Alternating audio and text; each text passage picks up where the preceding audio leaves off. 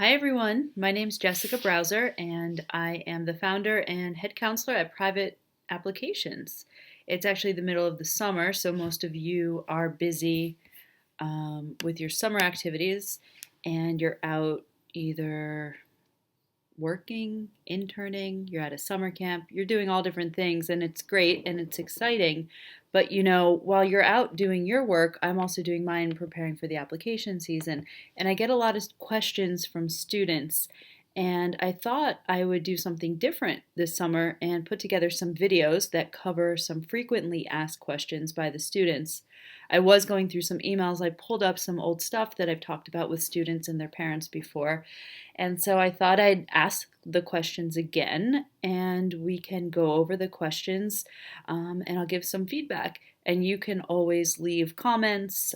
You can email me directly. Call me if you want follow up or if there's something else that you're wondering about. So let's start off with I have 5 questions in front of me. I kind of picked a top 5, so this should be a 5-part series. I'm going to go with how do I keep track of my community service? This question was recently sent to me by a student. He is in 10th grade, and we've been talking a lot about expanding his activities, getting involved, picking community service projects, trying to find things that he's passionate about and that he likes. So it came to a point in our conversation where he's like, well, how do I keep track of this? What do I do?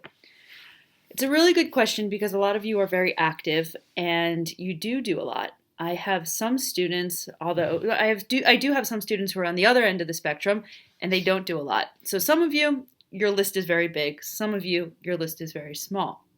The bottom line is you need a list. You do need to keep track of your activities, whether it's your iPhone that you keep it on, there's the handy notepad, or you can do a Google spreadsheet, or you can do, I'm looking for a notepad here, but a traditional piece of paper.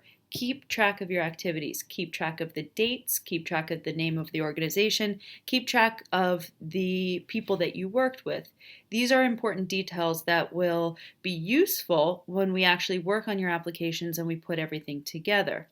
Now, when I say putting together, here's the other piece. When you work with a consultant like myself, we put together an activity list, more commonly known as the college resume. This is something that I like to really help you with. Organization is the key to a successful application. The more organized you are in putting together your activities, the more easily a college admissions counselor can understand who you are as a person.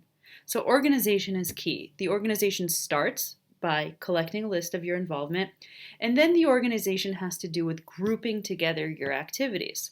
Now, it's currently June 2016 when this video is recorded, and in the last common application cycle and in the prior years, there's only been space for 10 activities in the common application.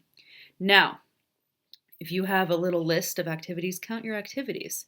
I've had students come to me, they have 50 activities on their college list and they want to go apply, put together their common application, and you can't do it. There's only 10 spots for activities. So this is again where organization comes into play. There's different ways to group your activities.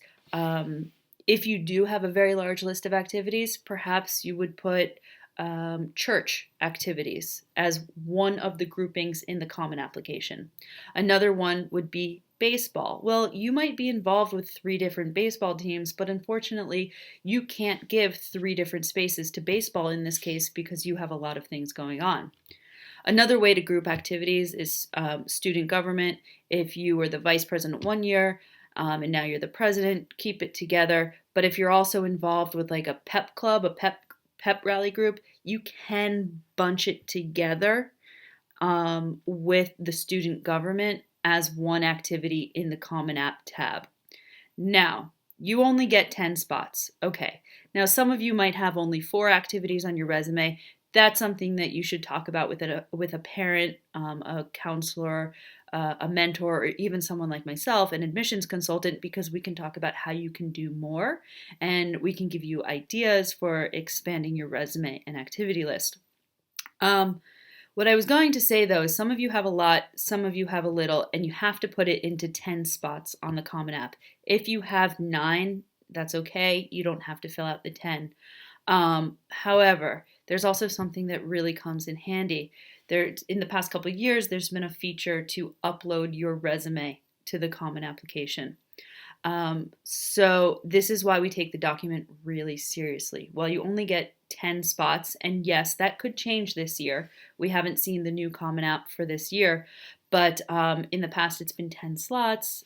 Some of you have more. So we put together a PDF resume. The PDF is important because you should never upload a document into the Common Application or even the UC, the University of California application system. Don't upload anything, even if you're sending something to a friend, to your college counselor. Don't send and I don't mean a friend. I mean, if you're going to send your resume to someone, always send it as a PDF. That's because with formatting problems, you want to make sure that the document is locked. So we prepare a resume, a formal college resume. You can upload it through the Common App, and that sometimes takes care of some of the space limitations in the Common App.